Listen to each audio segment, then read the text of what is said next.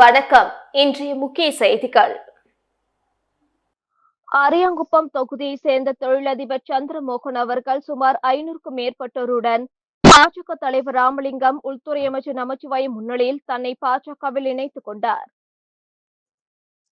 புதுச்சேரி அரியாங்குப்பம் தொகுதியை சேர்ந்த தொழிலதிபரும் சமூக சேவகருமான சந்திரமோகன் அவர்கள் பாஜகவில் இணையும் விழா அரியாங்குப்பத்தில் உள்ள காமராஜர் திருமண நிலையத்தில் நேற்று நடைபெற்றது.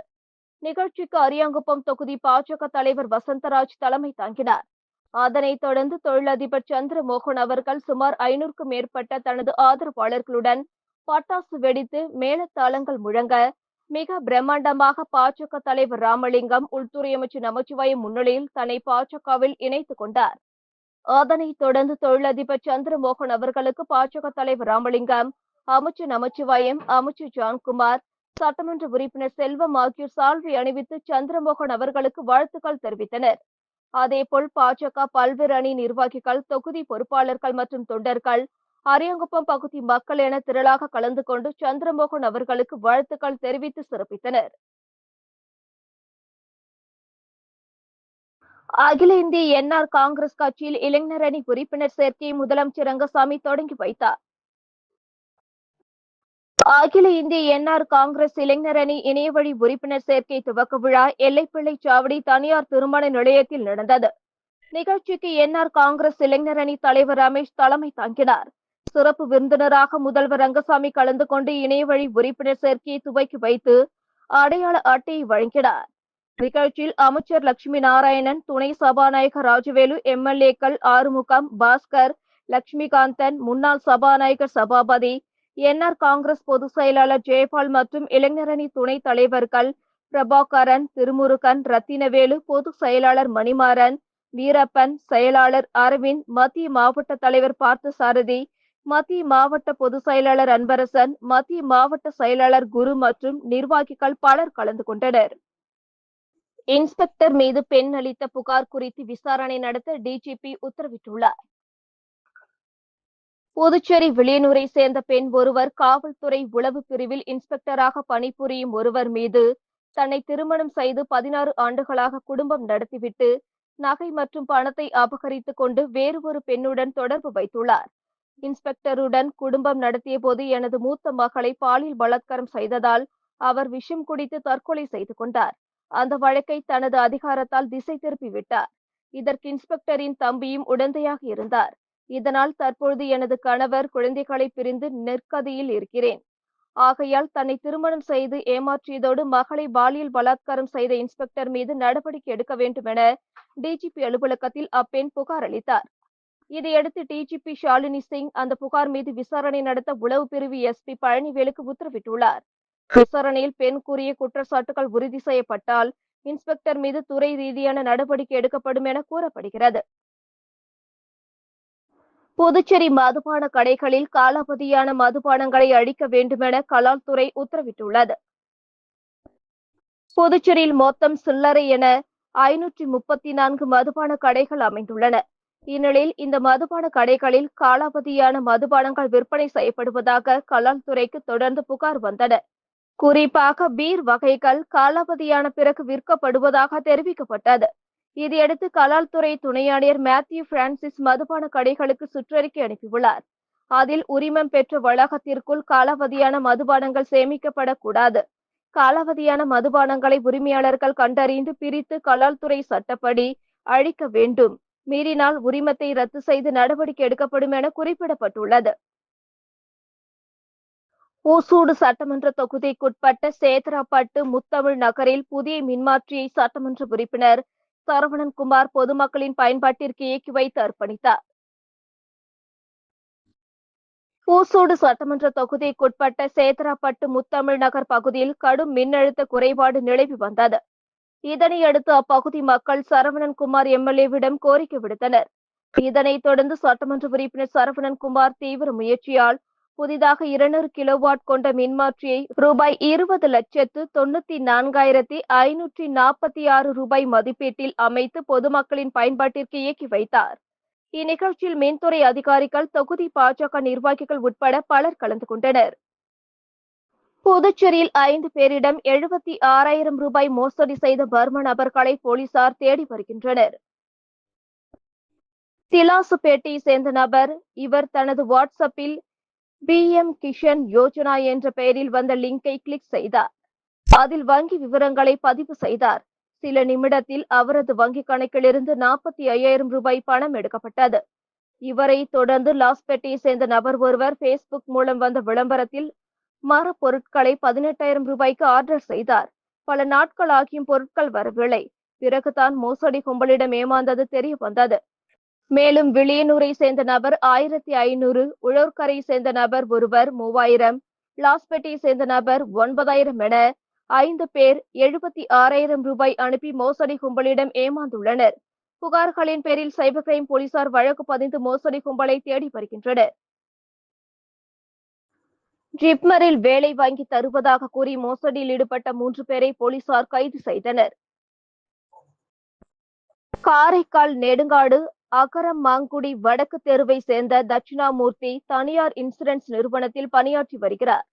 இவரை கடந்த 2023ஆம் ஆண்டு அணுகி நெடுங்காடு வாத்திருப்பு சாலையை சேர்ந்த நீலமேகம் என்பவர் காரைக்கால் ஜிப்மர் மருத்துவமனையில் வேலை வாங்கி தருவதாக கூறியுள்ளார். அதற்கு ரூபாய் 2.50 லட்சம் கேட்டுள்ளார். இதை நம்பி தட்சிணாமூர்த்தி முதற்கட்டமாக 1 லட்சம் ரூபாய் கொடுத்துள்ளார். இதையடுத்து நீலமேகம் ஜிப்மர் மருத்துவமனையின் கண்காணிப்பாளர் வேலைக்கான பணி நியமன ஆணையை தட்சிணாமூர்த்தியிடம் கொடுத்து மேலும் ரூபாய் 1.50 லட்சம் கேட்டுள்ளார். இதற்கிடையே தட்சிணாமூர்த்தி ஜிப்மர் மருத்துவமனையில் விசாரித்த போது அவரிடம் வழங்கப்பட்ட பணியாணை போலியானது என்று தெரிய வந்தது. இதேபோல் காரைக்காலை சேர்ந்த சூசை மேரி, மங்கையர்கரசி, தரணேஷ், வாசுதேவன் ஆகியோரிடம் வேலை வாங்கி தருவதாக கூறி நீலமேகம் ரூபாய் 2.55 லட்சம் மோசடி செய்தது தெரிய வந்தது. தட்சிணாமூர்த்தி அளித்த புகாரின் பேரில் நீலமேகம் புதுச்சேரி அரியாங்குப்பத்தை சேர்ந்த ராஜ கணபதி, ஜானகிராமன், திருநள்ளாரை சேர்ந்த காயத்ரி ஆகியோர் மீது நெடுங்காடு போலீசார் வழக்கு பதிந்தனர். இதில் ராஜ கணபதி, ஜானகிராமன், காயத்ரி ஆகிய 3 பேரை போலீசார் நேற்று முன்தினம் கைது செய்தனர். மற்றவர்களை தேடி வருகின்றனர். புதுச்சேரியில் தங்க நகைக்கு பதிலாக செம்பு கட்டி கொடுத்து ரூபாய் 1 கோடி மோசடி செய்த நபரை போலீசார் தேடி வருகின்றனர். புதுவை பாரதி வீதியை சேர்ந்தவர் தீபக் தாஸ். தங்க நகைகள் செய்யும் பத்தர். இவரிடம் கடந்த சில மாதங்களுக்கு முன்பு சேலத்தை சேர்ந்தவர் என கூறி சந்தீப் ஜனா என்பவர் அறிமுகமானார். நகை வியாபாரி என கூறிய அவர் தங்க கட்டிகளை கொடுத்து நகை செய்து பெற்று சென்றார். 2 முறை வியாபாரத்தை சரியாக செய்ததால் தீபக் தாஸுக்கு அவரிடம் நம்பிக்கை ஏற்பட்டது. கடந்த சில தினங்களுக்கு முன்பு 40 கிராமில் 20 செயின்கள் தனக்கு வேண்டுமென்று போனில் கூறியுள்ளார். தொடர்ந்து அந்த செயின்களுக்கு பதிலாக சேதாரம், கூலி சேர்த்து 1.8 கிலோ தங்க கட்டியை தந்துள்ளார். வழக்கமாக வியாபாரம் செய்யும் நபர் என்பதால் தங்க கட்டியை பரிசோதிக்காமல் தீபக் தாஸ் பெற்றுக் கொண்டார். பின்னர் அதனை சோதித்து பார்த்தபோது அது செம்பு கட்டி என தெரிந்தது. தான் ஏமாற்றப்பட்டதை உணர்ந்த தீபக் தாஸ் பெரியகடை போலீசில் புகார் செய்தார். புகாரின் பேரில் போலீசார் வழக்கு பதிவு செய்து விசாரணை நடத்தி வருகின்றனர். புதுச்சேரி தமிழ் சங்கத்தில் அமைந்துள்ள திருவள்ளுவர் சிலைக்கு தமிழ்சங்க தலைவர் முத்து தலைமையில் சைபர் கிரைம் SP பாஸ்கரன் மாலை அணிவித்து மரியாதை செலுத்தினார். புதுச்சேரி தமிழ் சங்கத்தில் கடந்த 2020ஆம் ஆண்டு ஜூலை 20ஆம் தேதி திருவள்ளுவர் சிலை நிறுவப்பட்டது. அன்று முதல் சிலை நிறுவப்பட்ட 20ஆம் தேதி மாதந்தோறும் சிலைக்கு மாலை அணிவித்து மரியாதை செலுத்துவது வழக்கம். அதன்படி நேற்று திருவள்ளுவர் சிலை நிறுவப்பட்ட தினம் என்பதால் மாலை அணிவிக்கும் நிகழ்ச்சி தமிழ்சங்க தலைவர் முத்து தலைமையில் நடைபெற்றது. இதில் சிறப்பு விருந்தினராக கலந்து கொண்ட சைபர் கிரைம் பிரிவு SP பாஸ்கரன் உள்ளிட்ட தமிழ்சங்க நிர்வாகிகள் மாலை அணிவித்து மரியாதை செலுத்தினார்கள். நிகழ்ச்சியில் தமிழ்சங்க நிர்வாகிகள் திரளாக கலந்து கொண்டனர். திருபுவனை தொகுதி களித்தீர்த்தால்குப்பம் கிராமம் திருபுவனை ஏரி வரத்து வாய்க்காலில் வெற்றி விநாயக நகரில் பாலம் கட்டுமான பணி தொடக்க விழாவிற்கான பூமி பூஜையினை சட்டமன்ற உறுப்பினர் அங்காளன் தொடங்கி வைத்தார். புதுச்சேரி மாநிலம் திருபுவனை சட்டமன்ற தொகுதி மண்ணாடிப்பட்டு கொம்யூன் களித்தீர்த்தால்குப்பம் கிராமம் திருபுவனை ஏரி வரத்து வாய்க்காலில் வெற்றி விநாயக நகரில் பாலம் கட்டுமான பணிக்கு ரூபாய் 21,43,000 ஒதுக்கப்பட்டுள்ளது. இப்பணிக்கான பூமி பூஜை பொதுப்பணித்துறை சார்பில் இன்று காலை நடைபெற்றது. இதில் திருபுவனை தொகுதியின் சட்டமன்ற உறுப்பினர் அங்காளன் கலந்து கொண்டு விழாவிற்கு தலைமை தாங்கி பூமி பூஜை செய்து பணியினை தொடங்கி வைத்தார். நிகழ்ச்சியில் செயற்பொறியாளர் ராதாகிருஷ்ணன், உதவி பொறியாளர் செல்வராசு, இளநிலை பொறியாளர் பாலாஜி மற்றும் ஊர் பிரமுகர்கள், பொதுமக்கள், சட்டமன்ற உறுப்பினரின் ஆதரவாளர்கள் உட்பட பலர் கலந்து கொண்டனர். புதுச்சேரி நீதிமன்றத்திற்கு இமெயில் மூலம் வெடிகுண்டு மிரட்டல் வந்ததை தொடர்ந்து வெடிகுண்டு நிபுணர்கள் மோப்பநாய் உதவியுடன் சோதனை செய்ததால் பரபரப்பு ஏற்பட்டது. புதுச்சேரி கடலூர் சாலையில் அமைந்துள்ள புதுச்சேரி ஒருங்கிணைந்த நீதிமன்றத்திற்கு இன்று காலை மின்னஞ்சல் மூலமாக வெடிகுண்டு மிரட்டல் வந்தது. இது குறித்த புகாரின் பேரில் உருளையன்பேட்டை போலீசார் மற்றும் வெடிகுண்டு நிபுணர்கள் மோப்பநாய் உதவியுடன் நீதிமன்ற வளாகத்தில் தீவிர சோதனையில் ஈடுபட்டனர். மேலும் நீதிமன்றத்திற்கு வந்த பொதுமக்கள், வழக்கறிஞர்கள் மற்றும் அவர்களது வாகனங்கள் தீவிர சோதனைக்கு பின்னரே உள்ளே அனுமதிக்கப்பட்டது. இச்சம்பவத்தை தொடர்ந்து ஆயுதமேந்திய போலீசார் பாதுகாப்பு பணியில் ஈடுபடுத்தப்பட்டுள்ளனர். கடந்த சில மாதங்களுக்கு முன்பு ஆளுநர் மாளிகை, ஜிப்மர் மருத்துவமனை, முதல்வர் ரங்கசாமியின் வீடு, பிரெஞ்சு தூதரகம், மாவட்ட ஆட்சியர் அலுவலகம் உட்பட பல்வேறு அரசு அலுவலகங்களுக்கும் வெடிகுண்டு மிரட்டல்கள் வந்தது குறிப்பிடத்தக்கது. கடந்த 4 மாதங்களாக வெடிகுண்டு மிரட்டல் நபரை பிடிக்க முடியாமல் புதுச்சேரி போலீசார் திணறி வருகின்றனர். கடற்கரை சாலையில் போலீசாருக்கு உதவியாக ரோந்து செல்லும் நடமாடும் நவீன ரோபோ புதுச்சேரியில் அறிமுகப்படுத்தப்பட்டுள்ளது. புதுச்சேரிக்கு சுற்றுலா பயணிகள் வருகை தொடர்ந்து அதிகரித்து வருகிறது. குறிப்பாக கடற்கரையில் குவியும் சுற்றுலா பயணிகள் செல்ஃபி எடுப்பது, கடலில் குளிப்பது போன்ற செயல்களில் ஈடுபட்டு வருகின்றனர். இந்நிலையில் கடற்கரை சாலையில் போலீசாருக்கு ரோந்து பணிக்கு உதவியாக நவீன நடமாடும் ரோபோ பயன்படுத்தப்பட உள்ளது. இந்த நடமாடும் ரோபோவில் நவீன கேமராக்கள் பொருத்தப்பட்டுள்ளன. நவீன ரோபோ தானாகவே நடந்து சென்று கண்காணிக்கும் வகையில் அமைக்கப்பட்டு கடற்கரை சாலை, மணல் பகுதியில் செல்லும் வகையில் வடிவமைக்கப்பட்டுள்ளது. இந்த ரோபோ கடற்கரை சாலையில் குற்ற செயல்களில் ஈடுபடுபவர்கள், பெண்களை கிண்டல் செய்பவர்கள், பொது இடத்தில் மது அருந்துபவர்கள், கடலில் தடையை மீறி குளிப்பவர்களை படம் பிடித்து உடனடியாக போலீஸ் கட்டுப்பாட்டு அறைக்கு அனுப்பிவிடும். அதனை வைத்து அவர்கள் மீது போலீசார் நடவடிக்கை மேற்கொள்வர். இந்த நடமாடும் ரோந்து ரோபோ இந்தியாவிலே புதுச்சேரியில்தான் முதல் முறையாக பயன்படுத்தப்பட உள்ளது குறிப்பிடத்தக்கது. பணி நிரந்தரம் கோரி தலைமை அலுவலகம் முன்பு பிஆர்டிசி ஊழியர்கள் ஆர்ப்பாட்டத்தில் ஈடுபட்டனர். புதுச்சேரி பிஆர்டிசி சங்கங்களின் கூட்டு போராட்டக்குழு நடவடிக்கை சார்பில் பிஆர்டிசி தலைமை அலுவலகம் முன் கண்டன ஆர்ப்பாட்டம் நடைபெற்றது.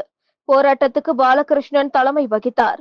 வேளையன், ராஜேந்திரன், பாஸ்கர், முத்துக்குமரப்பன், இளங்கோ, கோவிந்தன், திருநாவுக்கரசு, ஜெயசீலன் உள்ளிட்டோர் முன்னிலை வகித்தனர்.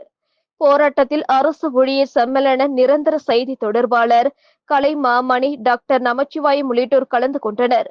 ஒப்பந்த அடிப்படையில் பணிபுரிந்து வரும் அனைத்து ஓட்டுநர் மற்றும் நடத்துனர்களை பணி நிரந்தரம் செய்ய வேண்டும், அனைத்து ஊழியர்களுக்கும் 7வது ஊதியக்குழு பரிந்துரைகளை அமல்படுத்த வேண்டுமென வலியுறுத்தி ஆர்ப்பாட்டம் நடந்தது.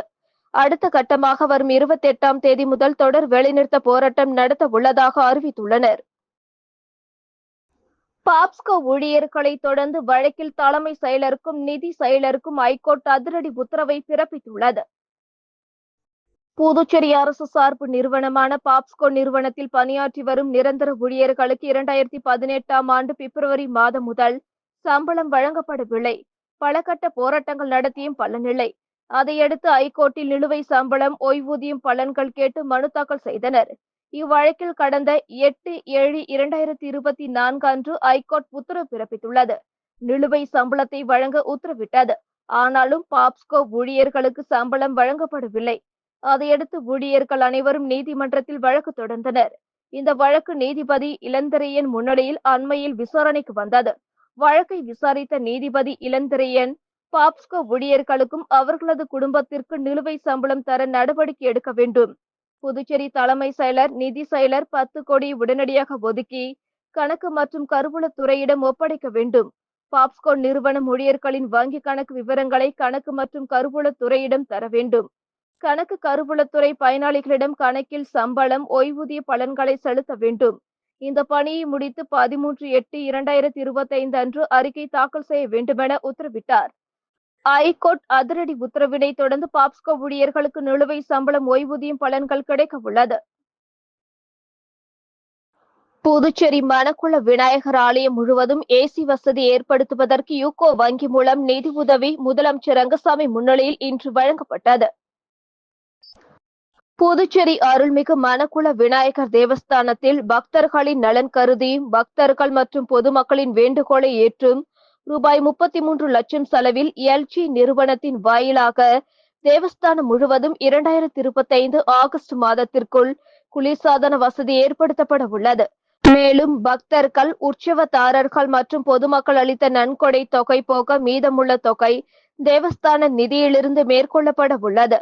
தேவஸ்தானம் முழுவதும் குளிர்சாதன வசதி ஏற்படுத்துவதற்காகவும் செலவில் 1/3 பகுதியான ரூபாய் 11.90 லட்சத்தினை புதுச்சேரி யூகோ பிரதான கிளையின் வாயிலாக நன்கொடையாக இன்று வழங்கப்பட்டது. இதற்கான காசோலையை சட்டப்பேரவைத் தலைவர் செல்வம், பொதுப்பணித்துறை அமைச்சர் லட்சுமி நாராயணன் ஆகியோரது முன்னிலையில் யூகோ வங்கியின் மண்டல மேலாளர் முதலமைச்சர் ரங்கசாமியிடம் வழங்கினார். அந்த காசோலையினை முதலமைச்சர் ரங்கசாமி கோயில் நிர்வாக அதிகாரி பழனியப்பனிடம் ஒப்படைத்தார். எல்ஜி நிறுவனத்தினர், யூகோ வங்கி கிளை மேலாளர் மற்றும் அதிகாரிகள், கோயில் சிவாச்சாரியர்கள் மற்றும் ஆலய பணியாளர்கள் இந்நிகழ்ச்சியின் போது உடனிருந்தனர். இதுடன் செய்திகள் நிறைவடைந்தன. வணக்கம்.